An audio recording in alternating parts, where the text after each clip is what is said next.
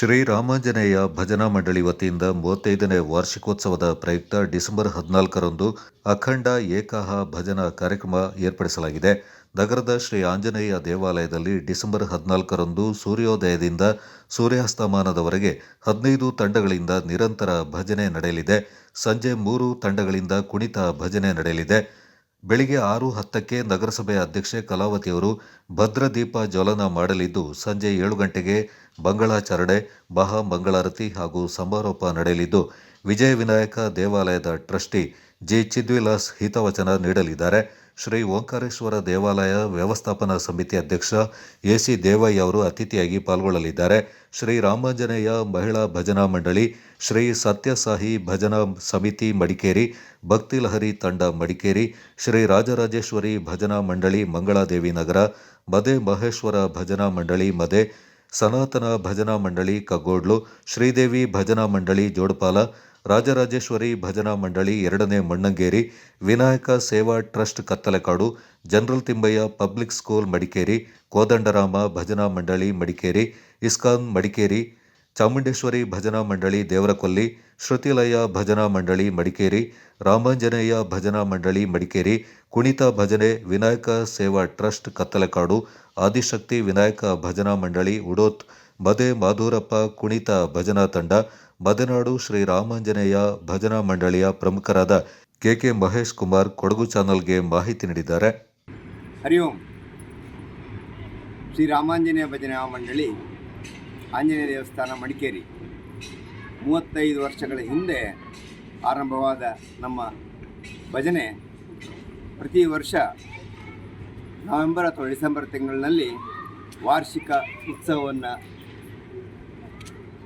ಏಕಾಹ ಭಜನೆ ಮೂಲಕ ಆಚರಿಸಿಕೊಂಡು ಬರ್ತಾ ಇದೆ. ಅದೇ ರೀತಿ ಈ ವರ್ಷ 35 ವರ್ಷದ ಭಜನಾ ಉತ್ಸವವನ್ನು ನಾಳೆ ದಿನ ಬೆಳಗ್ಗೆ ಸೂರ್ಯ ಉದಯದಿಂದ ಸಂಜೆ ಸೂರ್ಯಾಸ್ತಮ ಪರ್ಯಂತ ಮಡಿಕೇರಿ ತಾಲೂಕಿನ ಸುಮಾರು 18 ತಂಡಗಳು, ಅದರಲ್ಲಿ 15 ಭಜನೆ ಮಾಡೋ ತಂಡಗಳು, ಇನ್ನು 3 ಕುಣಿತ ಭಜನೆ ಮಾಡುವ ತಂಡಗಳ ಒಂದಿಗೆ ನಾಳೆ ನಾವು ಭಜನೋತ್ಸವವನ್ನು ಆಚರಿಸಲಿಕ್ಕಿದ್ದೇವೆ. ಮಡಿಕೇರಿ ನಗರ ಹಾಗೂ ಅಕ್ಕಪಕ್ಕದ ಗ್ರಾಮಗಳು, ವಿಶೇಷವಾಗಿ ಮದೆನಾಡಿನ ಸುತ್ತಮುತ್ತಲಿನ 2ನೇ ಮೊಣ್ಣಂಗೇರಿ, ಹಾಗೆ ದೇವರಕೊಲ್ಲಿ, ಮದೆನಾಡಿನಲ್ಲಿ 2 ತಂಡಗಳು, ಹೀಗೆ ಆ ಸುತ್ತಮುತ್ತದ ಪರಿಸರದಿಂದಲೇ 4 ತಂಡಗಳು ನಮ್ಮ ಭಜನೋತ್ಸವದಲ್ಲಿ ಭಾಗವಹಿಸ್ತಾ ಇದೆ. ಹಾಗೆ ಹಾಕತ್ತೂರಿನ ವಿನಾಯಕ ಸೇವಾ ಸಮಿತಿ ಮತ್ತು ಭೂತನಕಾಡಿನ ಓಂ ಶಕ್ತಿ ಭಜನಾ ಮಂಡಳಿ, ಹಾಗೆ ಸುತ್ತಮುತ್ತ ಗ್ರಾಮಗಳ ಭಜನಾ ತಂಡಗಳು ಈ ಉತ್ಸವದಲ್ಲಿ ಬೆಳಗಿನಿಂದ ಪಾಲ್ಗೊಳ್ಳುತ್ತವೆ. ಸಂಜೆ ಸಮಾರೋಪಕ್ಕೆ ಶಕ್ತಿ ಪತ್ರಿಕೆಯ ವ್ಯವಸ್ಥಾಪಕರು, ಹಾಗೆ ವಿಜಯ ವಿನಾಯಕ ದೇವಸ್ಥಾನದ ವಿಶ್ವಸ್ತರು, ಟ್ರಸ್ಟಿಗಳು ಆದ ಶ್ರೀಯುತ ಜಿ. ಚಿದ್ವಿಲಾಸ್ ಅವರು ಮುಖ್ಯ ಅತಿಥಿಗಳಾಗಿರ್ತಾರೆ. ಜೊತೆಗೆ ಓಂಕಾರೇಶ್ವರ ವ್ಯವಸ್ಥಾಪನಾ ಸಮಿತಿ ಅಧ್ಯಕ್ಷರಾದ ಶ್ರೀಯುತ ಚುಮ್ಮಿ ದೇವಯ್ಯನವರು ಕೂಡ ಅತಿಥಿಗಳಾಗಿರ್ತಾರೆ.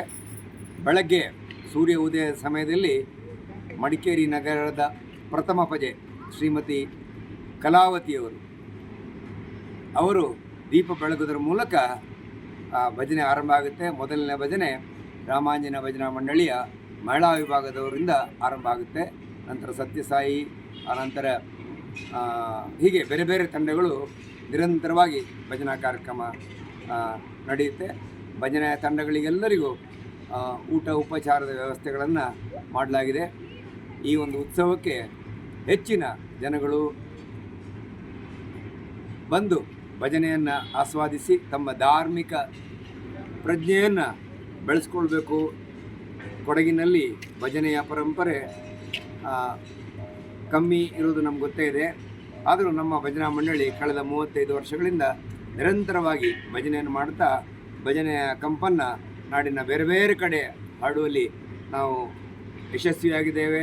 ಆ ನಿಟ್ಟಿನಲ್ಲಿ ಪ್ರತಿ ವರ್ಷ ವಾರ್ಷಿಕೋತ್ಸವದಲ್ಲಿ 16 ತಂಡಗಳು ನಮ್ಮೊಂದಿಗೆ ಕೈ ಜೋಡಿಸಿ ಈ ಭಜನೋತ್ಸವವನ್ನು ಯಶಸ್ವಿಗೊಳಿಸ್ತಾರೆ. ಬನ್ನಿ, ನಾಳೆ ಬೆಳಗ್ಗೆಯಿಂದ ಸಂಜೆವರೆಗೆ ಯಾವುದೇ ಸಮಯದಲ್ಲಿ ಕೂಡ ಬಂದು ಭಜನೆಯ ಕೇಳಬಹುದು, ಆಸ್ವಾದಿಸ್ಬೋದು. ಹರಿ ಓಂ.